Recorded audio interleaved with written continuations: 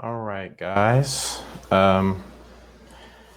So this is my first individual live stream. Anyway, I've done a few with other people, but welcome to the channel. Thanks so much for stopping by.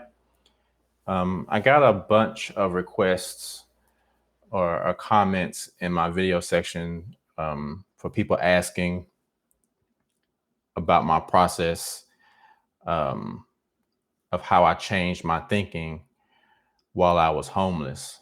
And so I thought I would do a live stream and talk about some of the things that I did to get out of that situation or to just improve my situation altogether. So I took some notes and wrote a few things down that I did regularly to help me get to this point. Yeah, I'll get started here in a few seconds. I'll give people enough time to come in, but thanks everybody who's already joining. I appreciate it. So yeah, we'll just wait a few more moments and then we'll get started. Just leave some comments if you like. If you have any specific question that you would like to ask, feel free to super chat it in, and I will most definitely shout you out and answer whatever live question you have. But yeah, thanks so much for supporting my channel so much. It's grown a lot in the last couple of months to get to it's gotten to 5,000 from 1,000 in February. And so it's growing, and I really, really appreciate it. So yeah, everybody's coming in. What's that? John Hill, Daryl Inslee. Hey, what's up, Reagan White? I don't know how to say your name. Sagacious girl. Hi, how you doing? Appreciate you coming through. Self-care boss. What's up? Thanks for joining. I appreciate it. Oh, okay. Sagacious. Yeah, I said it right. Appreciate it, sister. All right. So yeah, I'm just going to kind of jump in here and get started. What's up, Crystal from Cleveland, Mississippi? Appreciate you coming through. So yeah, I'm just going to kind of start the story at the beginning. I've touched on it in some of my videos, but I think I'm just going to go from the very, very beginning and just go all the way through the entire process and what happened and how I ended up that way and what I did. So like I've talked about in several of my other videos, I was married. I got married when I was 18. I was a Jehovah's Witness. And that's kind of a lot of the mentality being a Jehovah's Witness is getting married young. A lot of the people in my congregation got married super young. And it was kind of like, all right, you start getting, older and you want to be real, you want to have sex. A lot of Jehovah's Witnesses got married super young just so they could have sex, and not get this fellowship. But I got married at like 18, and we were together for about 13 years. My daughter came along when I was 19. And as I said in my video, getting married so young, I really wasn't a good husband. I wasn't a great provider. I wasn't faithful. I did a lot of things wrong. So I don't want anyone to think that I'm putting all the blame on her. There was a lot of things that I did wrong too. And I'm not making an excuse for, being 18 is not an excuse, but it is a reason. A teenager gets married and then you're 19.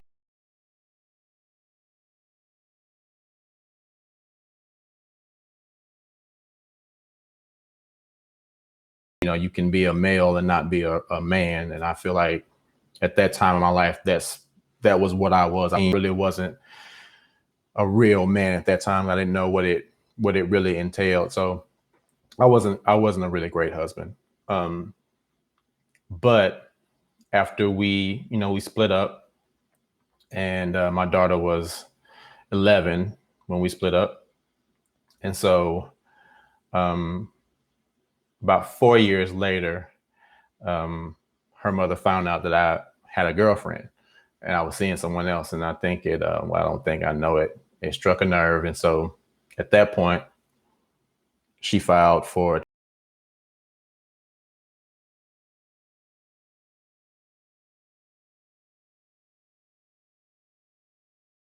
you can kind of, you have a little bit more ability to put somebody in a bind. I don't know if people know this, but when you get child support, it automatically goes onto your credit and it messes up your credit. Um, so my credit was messed up at that point, and I had to go from giving her $300 a month to about $600 a month. And at that time, I had my own place. My daughter would come over. I would go see her. I would go pick her up from school every day. We would have lunch every day. She would come over every other weekend and spend the weekend with me. So, but when the child support case happened, I had my own business. I had my own dance studio. I'm a professional hip hop choreographer and dancer and teacher. But when that $600 a month bill happened, that was too much. I couldn't afford, my studio, and then being on child support, you have the ability to actually be put in jail if you miss a payment. They can just say, hey, I want you locked up. So when I started my business, I had to give up my apartment because I stayed in my studio because it was a way for me to put all my effort into my business and live at my studio at the same time. So I had to give up my studio because I couldn't afford it, and I couldn't get another place because I broke the lease in my apartment complex, and then I broke another lease when I couldn't afford my studio. And then when I was 25, of course, like I said in my other videos, I left the Jehovah's Witnesses. I no longer wanted to be a Jehovah's Witness. So, of course, my mother and father are Jehovah's Witnesses. So I have no contact with them. Most of my childhood friends, we grew apart after I left the organization, and of course, they probably wouldn't be that cool with me not being a Jehovah's Witness anymore anyway. So at that point, when I lost my studio, I was effectively homeless. So, in a nutshell, to make a long story short, that's how I ended up being homeless. So, there's a list of things that I've written down that I'm going to go over. But the first thing that I did to kind of change my thinking was I accepted responsibility for my life. And that included me saying, okay, everything that's happened to me up until this point happened because of the choices that I've made.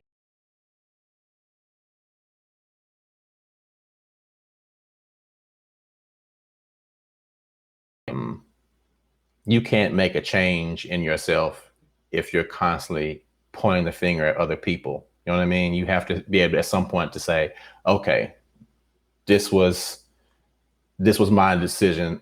I did this, and I can't change if I don't accept responsibility. Right. So I had to stop saying, okay, it was this, it was that, this person did this person did that. While those things did happen, my choices played a part in that too. My not planning for the future, my not knowing a lot of things that I should have known as an adult, especially in this day and time when everybody has the library of the world in their pocket. You really don't have a lot of excuses anymore to not know things. So I had to say, okay, dude, what are you going to do going forward? You can't worry about what happened in the past. That shit is done. What are you going to do moving forward to change your life? So when I did that, it kind of made it more real that it was all on me. whatever was going to happen, be it good or bad, was going to be 100% my responsibility. And I accepted that. And I said, okay, Keith, what are you going to do? How are you going to fix this? Right. So that's the first thing I did. And this is not in any particular order. I just wanted to have some notes to go by. But another thing I did was, like, when I was homeless, I didn't tell people, because I didn't want people to, one, I didn't want people to look at me differently. And I didn't want it to seem like some pity party.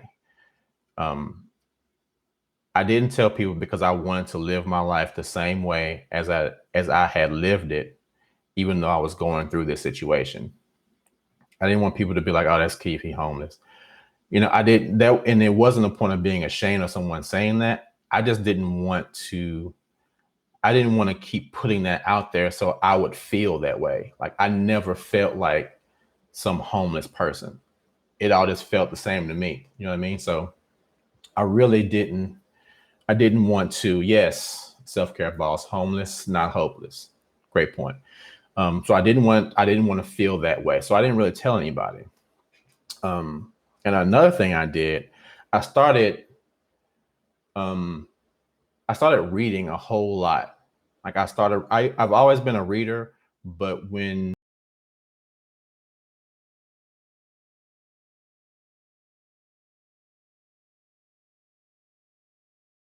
I started really trying to understand how money worked and how the world worked. Um, Again, because Jehovah's Witness, I was sheltered so much my whole life. I didn't know a lot about the world and how the world worked and how things actually were outside of the little bubble of the organization that I had been in my whole life. I thought I was smart, but one thing, when you get older, you start realizing how dumb you were when you were young. And I was so stupid. Um, so I started reading a whole lot. And one of the books that really helped me a lot, and I know people may not like this book, but whatever. The information was still very sound. But it was a book by, I don't know if you guys know who Robert Kiyosaki is, but he wrote the book Good Dad or Rich Dad Poor Dad, and he also wrote a book with Donald Trump called Why We Want You to Be Rich. And I had read a couple of books by Donald Trump, but that one was really cool because Robert Kiyosaki had his own personality and Donald Trump kind of had his own personality. And even though at the time when they first started talking, Robert Kiyosaki was saying how Donald Trump had way more money than him, but Donald Trump realized that the way Robert Kiyosaki thought was way different from the way that he thought. So they came together and wrote this book that really explained the way economics worked. And so before then, I didn't really know much about economics, but that book really helped me to learn how to use money to and credit to help your situation, because I had never really been taught about credit and money and savings for the future, being someone in an organization that they thought the whole world was going to blow up at any minute. I didn't, there was never some plan about how can you plan for the future. Why should you even plan for the future when you think that any day now, everybody's going to turn against the Jehovah's Witnesses and you're going to be like saved and live in a paradise where you don't need anything from the economy. That hasn't happened in my lifetime, and it hadn't happened in any of the lifetimes of the people that I know from a long time ago either. So I read that book. I also read a book called, I know people uh, talk about this book being a little weird, but it was,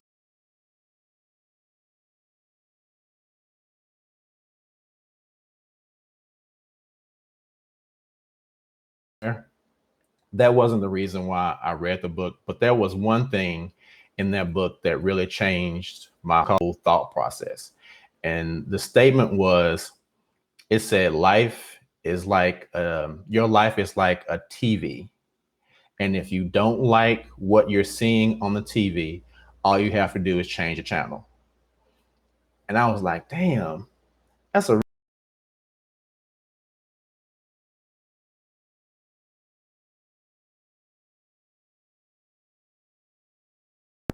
and I was like, okay, all right, I'm gonna change the channel. I'm gonna change channel. So that stuck with me for a really long time, and so that was a really good book that kind of changed my way of thinking. Um, so another thing I did too, I'm trying not to go through these like super fast. I don't want this to last like forever, because I'll start ranting. I talk a whole lot. um, but another thing I did, I stopped spending my money on BS.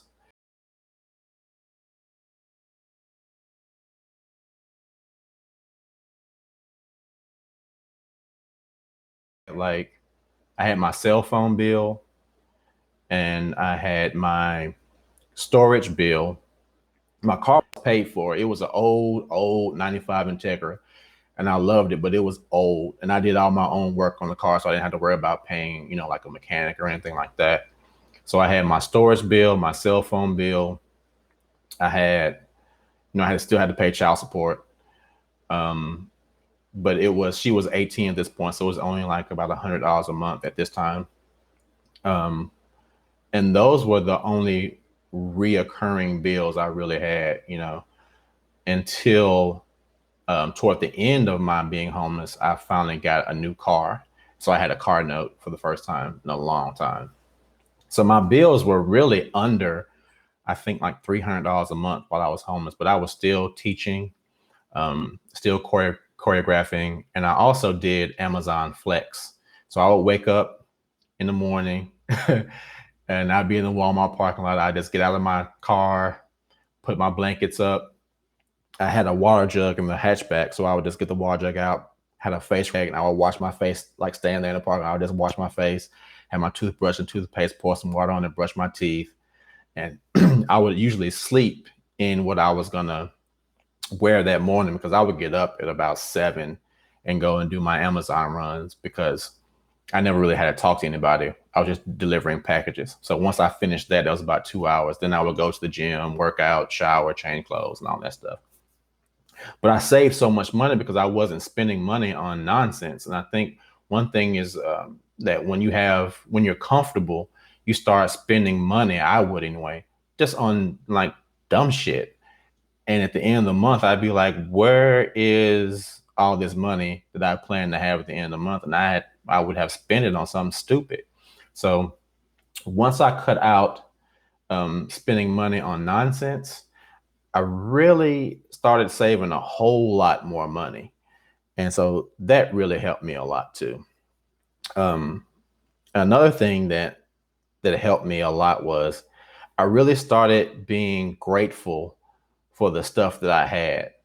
And even though I didn't really have that much, I was really grateful for everything that I had. And it took a minute to get to that point because, especially in the beginning, I really wanted things, like things that really didn't matter. But then when I thought about it, I was like, dude, I have a car, I have clothes, I have money. Anytime I want something to eat, I can go get something to eat. Um, I'm not really hurting for anything. And it wasn't like people were seeing me in this bad state. People didn't even know the difference. So anywhere I went, people just, hey, what's up, Keith? So I was like, what am I really feeling sad about? Because I have everything that I need. I'm not wanting for anything. I'm not going hungry. I'm, I'm okay. So, I would get up sometimes and I would just open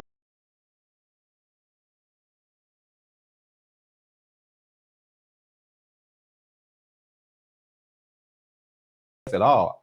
Just because I don't have a house doesn't mean that I'm particularly homeless.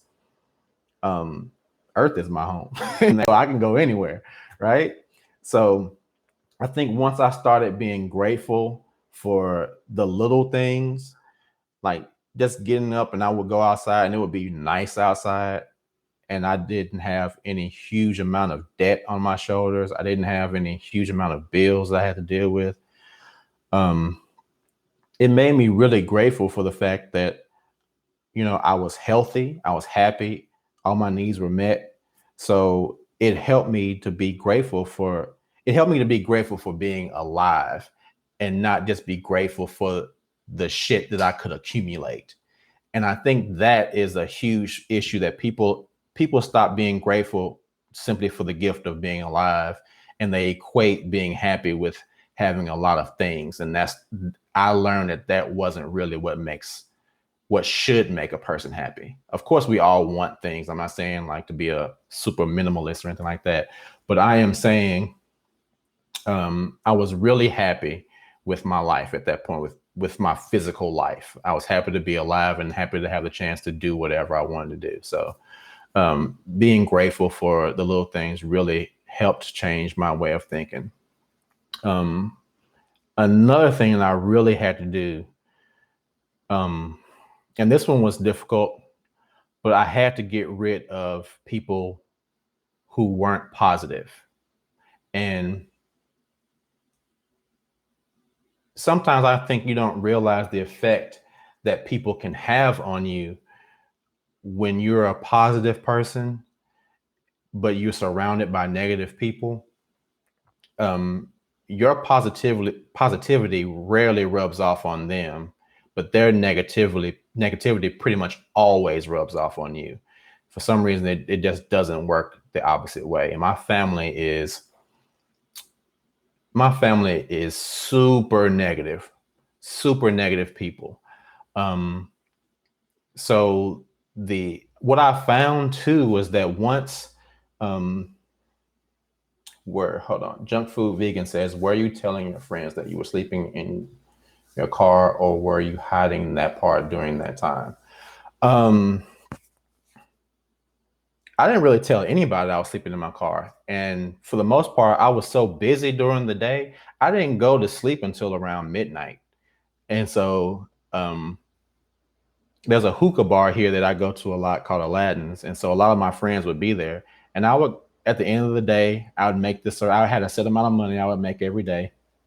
And once I made that amount of money, I would go to the hookah bar, meet up with some of my friends, me and some of my boys would hang out and have some hookah, have a glass of wine. And then when we got done hanging out, I'd be like, all right, y'all, I'll see y'all later. And I just go to the Walmart parking lot and go to sleep. So, nobody ever really thought anything about it. They just keeps going home. And that's how I looked at it. I'm like, I'm going home, and my home was the Walmart parking lot.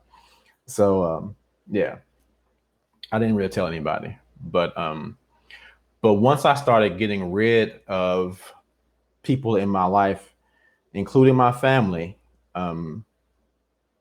things started getting a lot better. And in the beginning, it was really difficult.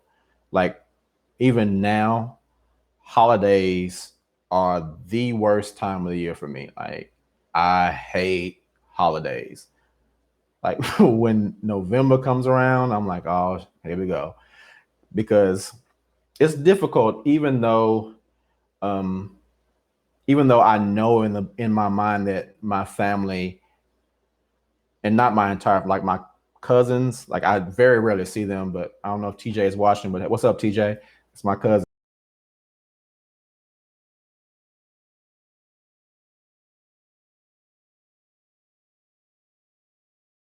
Somewhere else, we don't get to see each other very much. But when I'm talking about my family, I mean like my family, my mother and father. I'm the only child, so I don't have any siblings. My aunt, who is somebody that I really love, she may be watching this, but I love her, but she's a bit of a negative person, and I couldn't be around that anymore. So I talk about it in my videos too. I actually wrote my family a letter, my mother and father and my aunt, and I had to tell them that I'm going to have to separate myself from this family, because I felt like it wasn't fair to me to always be sad about them, especially my mother and father, is what I'm mostly talking about in this, to be sad about them. And I didn't feel like they were upset about me. Like, they would do something hurtful to me and I would be hurt, but they would be okay. And I'm like, that is so not cool. Why should I be the one sitting around here sad and sick worrying about them when they're not sad and sick worrying about me? I'm like, no, that's not going to happen anymore. I need to cut that out. So I wrote them letters and told them, hey, I've extended the olive branch to you guys several times. You guys don't want to accept it. So I'm just going to have to terminate this relationship. And I wish you guys the best with your life. And that was the last time I talked to them. And I can honestly say that my life has gotten better since I cut that part of it out, because I haven't had any negative distraction. My whole train of thought is positive, and anything that I wanted to do, I didn't have anybody telling me I can't do that, or I didn't have anybody doing things, whether knowingly or unknowingly, to sabotage the good things that I was doing, because I felt like a certain members of my family found out that I was achieving a lot of things and didn't like it. So they would do things to sabotage that. And so once I cut that off, things got better. And that's going to be difficult. Sometimes you just very well may have to eliminate people from your life that you've known your entire life and that you have a real bond with. And you just may have to let that go in order to move up to the next level in your own life. So that's something I did, and it helped a whole lot. So yeah. Another thing I did, and another thing that I did that was really cool, and I learned it from a book. I can't remember what book I read it, but every week while I was homeless, I would take myself out once a week on a really expensive night. And the reason I did that was because I didn't want to have a mentality of like I don't have anything.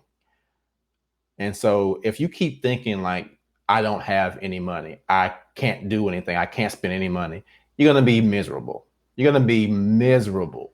So every week I would go to my storage unit at least once a week, pull out one of my suits, because I'm gonna make another video about this. I know how to get like suits, find really nice suits, and then I would get them tailored so I would look like $1,000,000, but I probably only spend about 30.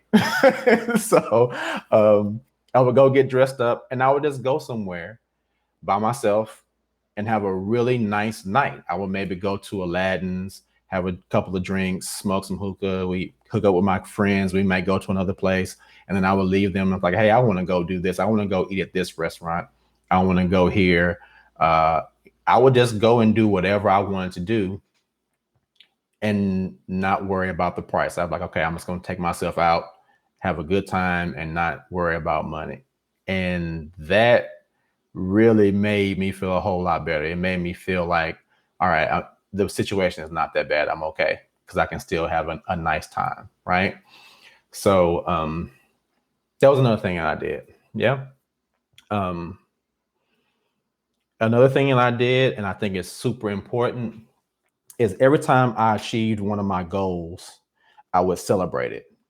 So, like when I was improving my credit, as I talk about in one of my other videos, when I first moved out and I was in my car for the first time, my credit score was a 500, and my goal was to get it to at least a 700 in 1 year.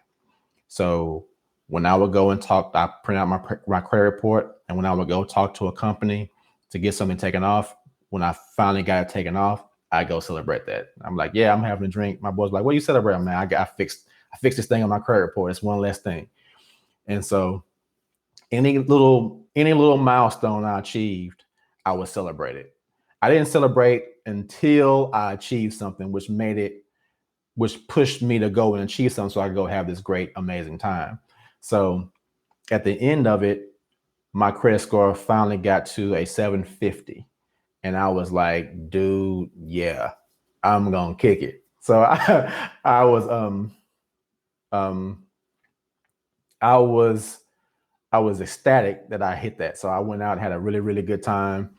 And even with my YouTube channel, when I hit 1,000 subscribers, I went out, had a really good time, and that was a celebration. But every single time I achieved something, like when I went to the bank and got my new unsecured credit card, I celebrated that. When I got my secured credit card, I celebrated that. When I got my other secured credit card, I celebrated that.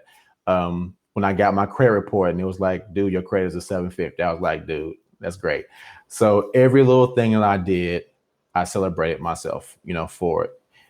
Even if it was something that it was a mental thing and not necessarily an external thing. If I could tell, okay, you've gotten over wondering what people think about you being in the situation that you're in. If I did tell somebody, like I told one or two people toward the end, like my close friends, and they were like, dude, for real?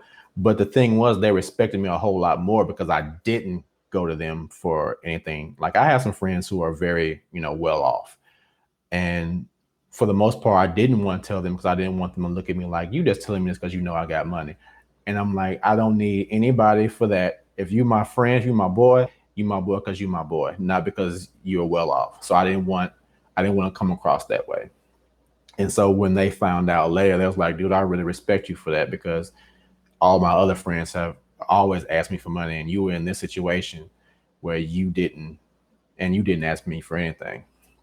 So that was another thing. And another thing that happened,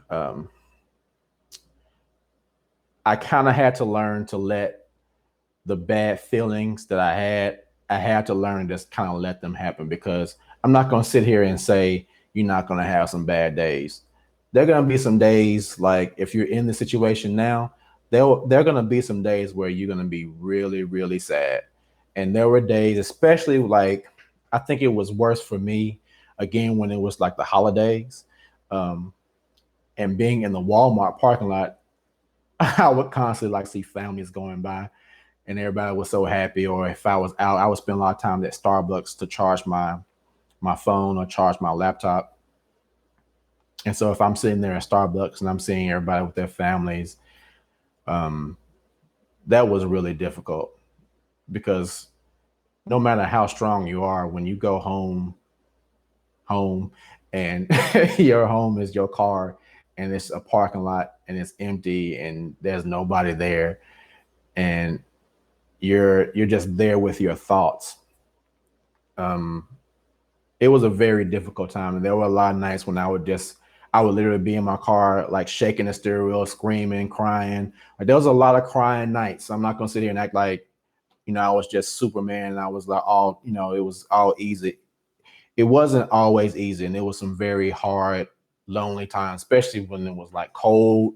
I don't know what it is about cold, but cold just it seems like it just makes you sadder. If you're in a sad state when it's cold, it's like worse. So what I would always do though, I had two comforters and one wool blanket and a sheet. And so I would wrap myself up in the sheet and then wrap myself up in the wool blanket and then wrap myself up in the comforter and then put the entire comforter over the entire seat so that when I breathed out, it would kind of warm it up too. And so, yeah, there were a lot of nights just sitting there in that car that were very hard. But my natural tendency is to always just hold everything in because I'm a pretty strong person. But there were times when I just had to be like, dude, you need, you just need to start crying. Like, you just know how to start crying. And it was so funny. I could know that in the middle of the day, I'd be doing something. I'm like, yeah, I'm gonna be crying tonight. So, um, I was, John Hill asked, how long were you living in your car? Um, I was living in my car for about 2 years. 2 years. Um, I had a roommate. It was a house that I lived in for a short while, but the dude that was renting the rooms out was, I found out later he was really prejudiced. And I think the fact that he was used to, I'm just gonna be real. He was a white dude and he really wasn't used to being around intelligent black men. And so he would tell me all the time that he worked somewhere where all the black men, he couldn't talk to them because he felt like they were ignorant. And so when I would have conversations with him up until he told me that, I would always notice that he would look at me funny. And so I figured out after he told me that comment that he was saying that you're different because you're not ignorant like all the other black men I've talked to. And in my mind, I'm thinking, there's not only one intelligent black man on the planet. There's like skillions. So I figured out that not only was he kind of weirded out by the fact that I was intelligent and that my room was nicer than his, even though I didn't have to spend a ton of money, and I had my home studio set up in there, and I dressed nice, and I was always happy, and he was depressed because he didn't have he didn't have the job he wanted. He would sit on the couch wrapped in a blanket watching romantic comedies all day, and I'd be looking at him like, "Dude, you are so weak."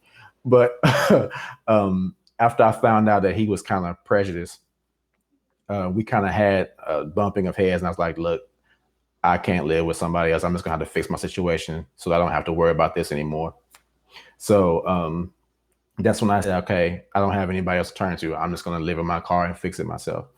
So yeah, for about 2 years. Um, but anyway, um, yeah, that was it. So another thing that I did, or that I allowed myself to do, is I never really felt I never allowed myself to feel sorry for myself either. I didn't want to. Junk Food Vegan says, "How old are you?" I am 42. Um, so yeah, I started dancing professionally when I was 25. So I've been dancing professionally for 17 years. Got married when I was 18. We split up when I was 32. And so yeah. So I never really allowed myself to feel sorry for myself. Um, there were a lot of situations where I could have done that, but I didn't. And one thing that happened to me that was really weird was one day it was a day that I was going out on one of my take myself out days for the week. So I had on my suit, and I was walking downtown, I think. Well, not downtown. I think it was like Ellison Place. Anyway, it doesn't matter. And the homeless guy approached me, and he was like, "Dude, I'm homeless. Can you got some money? Can I have some money?" And what did I eat on a regular basis? Okay, let me pause that for a second. I want to answer these two questions. Did you put covers on your car at night on the windows? And I did. What I did was I went in Walmart, and I got these little round Velcro things, and I glued them to the windows. And I took a black sheet, and I cut the black sheet in the same shape of the windows, and I doubled them up, and I stapled them together. And then I glued the other piece of the Velcro on those sheets so I could just Velcro those black sheets to the windows, and they were the same shape as the windows. So they didn't look like crazy. They kind of looked like the windows were just tinted at night. So I did that on all the windows. And yeah, that pretty much kept me invisible at night. Even on the hatchback, I put the same Velcro around the roof, and Velcro a sheet over the hatch window, so it was completely dark. You couldn't see in the car at all. And then every morning I would wake up, I would just take the Velcro off of all the windows and fold it all up and put it back in the hatchback. So yeah, that was one question. But hold on, the chat went away. I wait for it to pop back up. But yeah, this dude approached me, and he was like, "Yeah, I'm homeless. Do you have anything you can give me?"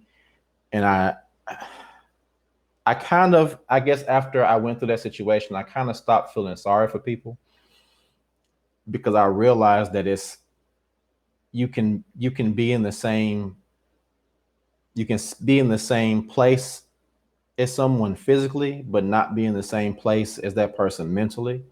So when he came up to me, I didn't really want to give him anything, but I thought I would do it anyway, but then tell him something. And so I gave him some money, and I told him, "Look, dude, I'm homeless too, but you don't have to be in you don't have to you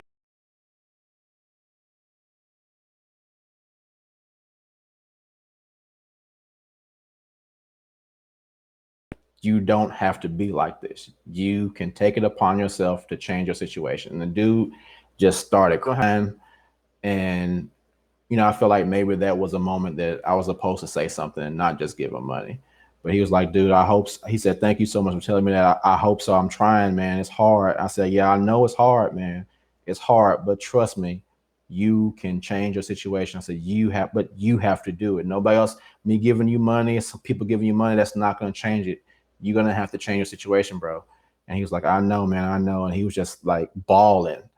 And so he was like, thank you. So I walked away. I haven't seen him again, but hopefully he got something out of that. Um, did you go through counseling? No. No, men don't go through counseling. We should, we probably should, but I, I didn't. I've talked to some people about it, and I think maybe at some point it might be a good idea, but um, yeah, I didn't. Um, So Junk Food Vegan asks, have you ever reached out to other XJWs on YouTube, Reddit, or on Facebook? Yeah. If you look at my channel, I have some interviews with a couple of XJWs, and a bunch of the XJWs have messaged me on Facebook, and I've had some really nice conversations. I've helped a lot of people. Um, um, just talking to them about the situation. A lot of times, people in that situation just don't know what to do. They don't know if they can. Um, they don't know if they can actually have the strength to leave their families like that. And you can. I mean, just because I looked at my family like this, I'm not going to give if you were not my family and you were just a regular person on the street and you did something that I didn't like, I wouldn't mess with you. So in my brain, us having the same blood does not give you an exemption from having to treat me respectfully. And it doesn't give me an exemption to not treat you respectfully. So if you do something to me that if it was an average person on the street and I'd be like, yeah, I'm not messing with you no more. And you're my family, I'm going to say the same thing to you. I'm not messing with you no more. So I'm not going to give a stranger more benefit of the doubt. And I'm not going to give somebody that's supposed to love and care about me more of a benefit of the doubt, because if you actually love and care for me, you should treat me with more respect than a stranger. And for some reason, I feel like we give strangers more respect than we give our family members, and that shit is not cool, and I'm not down. So I used to be that way, but after going through all this, I was like, yeah, I'm not giving anybody that. If I'm giving you respect, you need to give it back to me. That's just how it is. So people have been asking a lot too. How did you handle your food situation? All right, so this is what I did as far as my food education, my food situation. I had a cooler that I would keep in my car. Um, I would always have bread. I would always get lunch meat, like really good lunch meat. Keep it in the cooler, and lots of bottled water.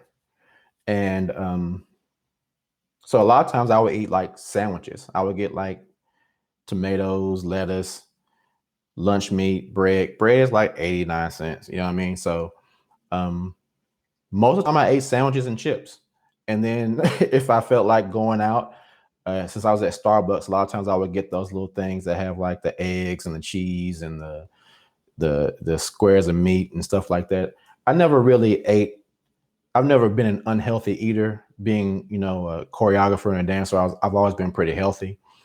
So I didn't really want to get in a situation where I was eating fast food every night. So most of the time I just stuck with sandwiches. And then, yeah, really for the most part, I would eat a whole lot of sandwiches. So uh, that was pretty much it.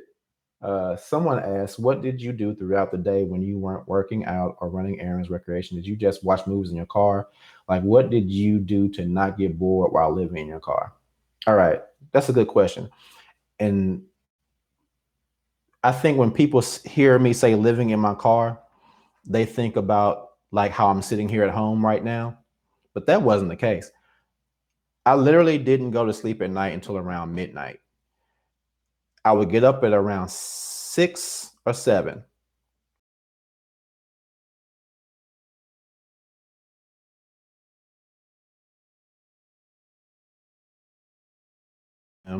Work out for an hour, shower, change.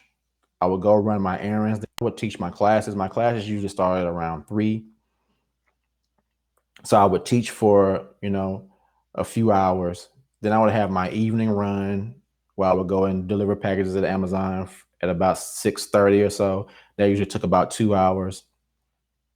So then after that, I may go to Starbucks, do some more research because remember at this time, I was still researching how to change my situation. So I wasn't just sitting in my car all day. I would go to Starbucks, get online, figure out how I can improve my credit. I also started my own real estate investment company while I was homeless. So I figured out how to all the paperwork I needed to start an LLC. I found a, uh, a real estate agent to put me on the MLS. So she would send me emails about properties every day. I learned all about real estate, the real estate market, about credit, business credit. So I went to the bank. I would be at the bank a lot of times asking questions. So I started that while I was homeless. I improved my credit while I was homeless. So all of that stuff. I even took a class on selling insurance, and I also took a class because I went to college for computer networking. So I'm still a huge nerd. So I took a boot camp class, 6 month boot camp about writing code. So I never was just sitting in my car doing nothing all day. I was always busy. I never really had time to just sit in my car. And on top of that, especially in the summer, it's 100 degrees. So you're gonna end up killing yourself sitting in the car. It's gonna be dumb as hell. So I'll always be out. So when I finally got a place, that's what made me appreciate or be much more grateful for having quiet time because you don't realize how loud it is outside when you're outside all day. Like from 6 in the morning, your first footsteps are on the concrete parking lot at Walmart. And I know that sounds like a small thing, but you might be used to getting on your bed and walking on your floor. But when you get out of your car and your first steps after laying down in a bucket seat all day are on concrete, that junk adds up. It starts hurting. So then you leave there and you're outside, you hear all the noise outside, and then you're in some place, you hear all the people talking. And you go to another place, you hear all the people talking. Like you don't have quiet until you get into the parking lot at midnight. And by then you're pretty much exhausted, so you fall asleep. Um, so yeah, it just really made me appreciate quiet a whole lot more. Um, so yeah, I didn't really get bored because I was just never sitting in the car. Um, so another thing I did, hold on one second. Junk Food Vegan asking some good questions. I appreciate you. Appreciate you. Good questions. How old were you when you left the Watchtower organization? And I'm just going to assume that some of the people here in the chat probably haven't seen all my videos. So I was about 25 or 26 when I left the Watchtower. And what happened was I had a dream, and in this dream, I woke up and I had this dream literally when I was 25. This is almost 20 years ago. And this is the only dream I've ever had that I've never forgotten any part of it. But when I woke up, I went outside and there were these two black figures standing in my yard, and they reached out their hands to me, and I said, I've been waiting for you guys. So I grabbed their hands and we started flying up into the air. And so we just kept flying and we went out into space, and there were all these colors and these shapes and all these fractal patterns were rotating around. We were flying through it. And then this big light happened.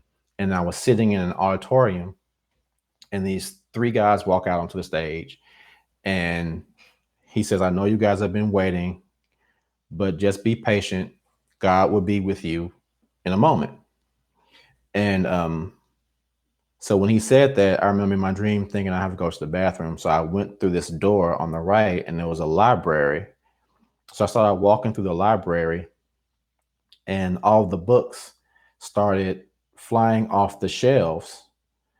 And as these books started flying off the shelves started falling over, and I was climbing over all these books, and it just kept falling, and I was kept going. And the more I walked, the more books and shelves kept falling over, and I kept climbing over all these books. And I finally got to the end of the room. There was another door, and this door was snow and glaciers. And I remember actually feeling the cold in the dream. I got cold. And so I was climbing over all these snow and these boulders, these glaciers, and the snow started falling. I kept going and I kept going and I kept going. And so when I finally got through that room, there was another door, and it was just dirt and rocks. And so I started walking through that room, and then all the rocks and the dirt started falling over, and I was climbing through all that rock and climbing over all these boulders. And I finally got through that door, and there was this long hallway. And I walked through the hallway, and I turned left, and there was this restaurant. And so when I walked to the restaurant, there was this table, and there were these three guys that were sitting at the table. And I looked at the one in the middle because he was kind of glowing. And I said, you're God, aren't you? And he just shook his head. And I said, why does my stomach hurt? And so I looked to my left, and one of the elders who was in my congregation was standing there. And I always hated him. I never liked him. And he said, Keith, why are you leaving us? And I looked back at the God figure, and he was just looking at me. And I looked at the dude, and I said, get away from me. And he just evaporated. And I looked back at the guy that was God, and he said, Keith, it's not about your destination. It's about your journey. And I started falling, and I woke up. So the next day, I was still married at that time. And the next day I told her, I was like, I'm not going to be a Jehovah's Witness anymore. I said, I'm not going to persecute you for going, but I'm not going anymore. So that's when I left the organization. And yeah, that's it. So yeah, 3 minutes. Okay. So number 12, I think it's only two more things I actually noted, but I only asked for help or allowed help when it was completely necessary. I didn't go around, like I said before, broadcasting it, but for the people that finally found out toward the end, they would always ask me, hey, do you need anything? Can I help you? And I'd be like, no, I'm fine. And they'd be like, for real? I'm like, yeah, I'm fine. You know, I ran to some people and they're like, oh, so where are you living now? And I would always be like, here we go. Because after a while, I got tired of lying to my friends and telling them I lived somewhere that I didn't really live. So some of my closest, like really, really close friends asked me, and I was like, I'm living in my car. And they was like, what? I was like, yeah. And I was like, but why didn't you? I was like, look, I promise you I'm okay. I am okay. And so they would be like, all right. So every now and then there was a time that I accepted help. One of the studios that I taught in, I got to a point. It was right before I was homeless for 2 years. Right before I got in the rented the room from the racist dude. Um, I went to one of the studios and I asked them if I could get paid bi-weekly instead of monthly because I was living in my car. And her name was Cherie Yuri. She owned a studio in Nolensville, and I taught there for like 3 years. And so I told her what I was going through, and it was a winter where it was super cold, and I'm not gonna lie, I was struggling out there in that car. And so she did one of the nicest things I think anyone has done for me in a real long time. And to this day, I really appreciate her and her husband. They were super nice people to me. But she took one of the rooms in the studio and converted it into a bedroom and was like, you can stay here as long as you need to. And so I stayed there for about a month or two, I think. until I rented the room from the guy that was racist. And then I was like, yeah, I'm not doing that again. I'm just going to fix it this time. And however long it takes, because I literally told myself, Keith, you're going to be living in this car until you fix your situation. Because I was not going to allow myself to get a place or rent a room or do like until you can get your own place, you are going to be living in this car. So either you're going to fix it or you're going to be living in this car forever. But Cherie did a really nice thing for me. So if you guys are watching, thank you, Cherie. I appreciate you. Um, so the last thing, because I feel like I'm ranting and it's already been almost an hour. The last thing that helped me change my thinking, renting from a racist sounds like a whole video. Hey, dude, it really is. It really could be. Um, so the last thing was I really looked at it as like a gift slash task slash test. And I say it was a gift because now that I have a place, I'm so much more appreciative of it. I'm so much more, like I said in one of my other videos, just being able to get up whenever you want to and go to the bathroom, like little things like that. Like I would always try to make sure I didn't eat crazy so I wouldn't get like diarrhea in the middle of the night because there's nothing worse than having to take a dump out in the middle of the Walmart parking lot because you have diarrhea because you ate the wrong thing. And that's something I learned from experience. So you don't want to do that. So and then or either having to get up in the middle of the night and walk all the way up to the Walmart parking lot. Um, Being able to just go into a closet and get clothes and not having to drive to a storage unit or being able to actually prepare food and not eat lunch meat all the time because actually since I've been healthy my whole life, eating all that lunch meat made my blood pressure go sky high because that shit is full of sodium. And so I didn't know what was happening for a while, but I started getting really dizzy and I couldn't see sometimes. And it was because my blood pressure had gotten really high from eating lunch meat all the time. And so I guess I could have said that when you asked about my food diet, but yeah. So that was now that I have a place and I can just relax in the quiet, go to the bathroom, go get some clothes, prepare a meal, um, just little simple things that we take for granted. It was a real gift for me because I appreciate it so much more now. And when people ask me why did you do that, I really felt like up until that point, we all go through things sometimes, but I felt like I had never really, really, really been tested before.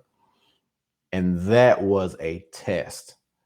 Like that was, I can honestly say up until that point, I had never been tested like that. And now I can honestly say, I know that no matter what happens, I will be okay. Like I can take care of myself no matter what happens.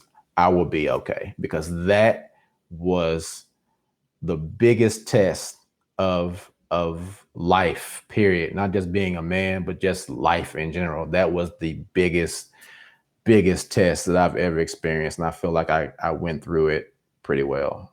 So um yeah, so let me look here in the chat and see if there's anybody. Does anybody have and thanks for watching, guys. I mean, this is my first solo live stream and I have, like 30 people. I feel like that's a really, really cool thing. So I appreciate you guys watching. Um, does anybody have any questions? I don't want to stay on here too long, but if anybody has any other questions, I'll take a moment and talk to you guys. Um, Luca, were you scared being homeless? Is that directed to me? Uh, that first day, um, the first day when I left my aunt's house, I I was still pissed, so I didn't really think about it for a while. But I remember going to the Kroger parking lot because there was a donation bin there, and I had all my stuff in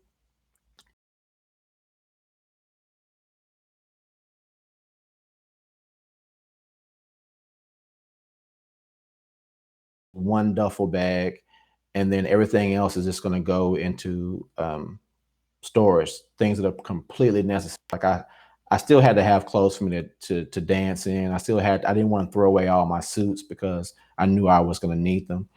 So I got everything down pretty much to like one trash bag and then like a few suits. And so I remember going to rent my storage unit and I put the rest of it in there. And I remember parking at the Walmart. Well, firstly, I didn't know where I was going to sleep. So I was driving around trying to find a place that would be safe for me to sleep in. And then when I looked at the Walmart parking lot, I saw the policemen there and I thought that it would be safe because there were always policemen there.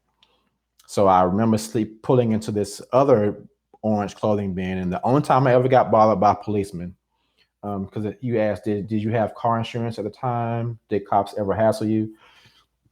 The only time a cop ever asked me a question was that day I was parked one of the first nights, and he knocked on the window and asked what I was doing. I said, I'm just sitting here. And he said, can I see your license? And I said, why? And he said, because if you're going to be sitting here, I need to make sure you don't have any warrants or anything like that. So I just gave him my license, and he came back. He said, thank you for being cooperative. I really appreciate it. And he handed me my license back. And that was the only time I was ever bothered by the police. I was a little nervous the first couple of nights. Um, but what was cool was where I was parking, I didn't realize it. There were so many other people who were doing the same thing because it's my first night there. So every night when I would park, I would see the same cars there. And I was like, these people are doing the same thing. And it got to a point where every night I would see the same cars and the same people. And they were all sleeping in the Walmart parking lot. So it got to a point where we knew each other, but we never spoke, but we were always aware that all of the same people were around. So we didn't really have anything to worry about. And I would pretty much guarantee that if you go to a Walmart parking lot to sleep, there's going to be a whole lot of people sleeping there. Um, so yeah, I was scared for the first couple of days, but as I kept doing it, it just became kind of normal, you know. Um, so wow, okay. Uh, so how did you sleep in your car? Hold on, let me skip down to John Kilgore, who asked, "Why didn't you live in your storage?" I didn't live in my storage because the storage unit I got was a place that closed at 10. It was gated, so you couldn't get in or out after a certain time. So if I would have went in there and stayed, and I needed to get out, I would have been screwed. And they also had surveillance and people on site to make sure that nobody was there past a certain time. I didn't want to live in a storage unit. My car was fine. So, um, how did I sleep in the car? Actually, so, um, like I said, when I first started, I was living in a 95 Integra coupe, two door. So it was small as hell. The car seat is probably the same size as this seat I'm sitting in. So I would usually just I wouldn't sleep in the driver's seat because the pedals were always in the way. I did it the first night. I'm like, hold on, there's pedals and these steering wheels all in the way. So I would always sleep on the passenger side. And I would just get like those little those windshield things you put up to keep the heat out. I would put that up front and then the other curtains.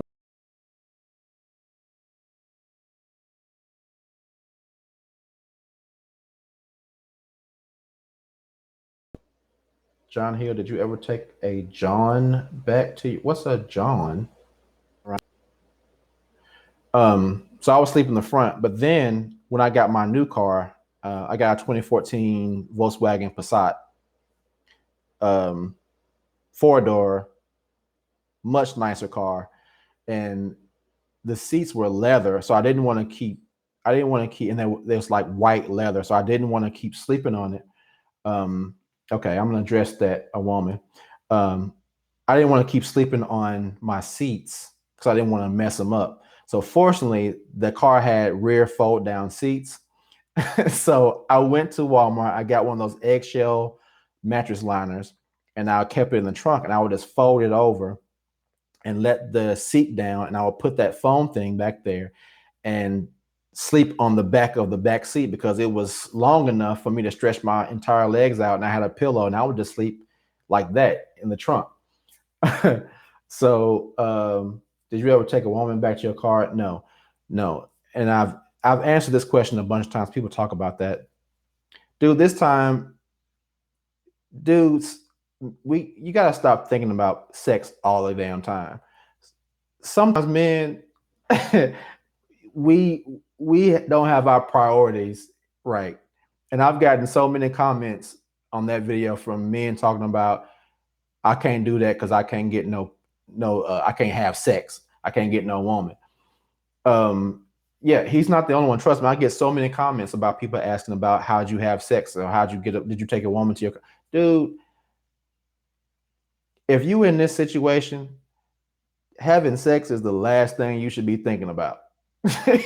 You should be thinking about getting your shit together. And I don't understand like why you would even put that out there. Like my main purpose was about getting my life together. That was the main thing.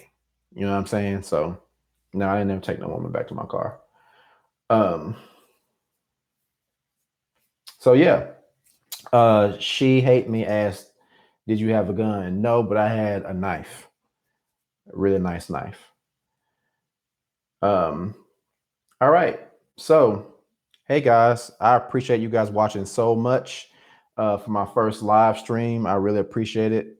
I'm going to do several more of these, talk about a lot of different other topics. So, um, yeah, guys, thank you so much. And hopefully, I will see you guys in the next one. I'm going to be posting some more videos this week. So, again, thanks a lot for watching, guys. I appreciate it. And I'll see you all in the next one. Peace.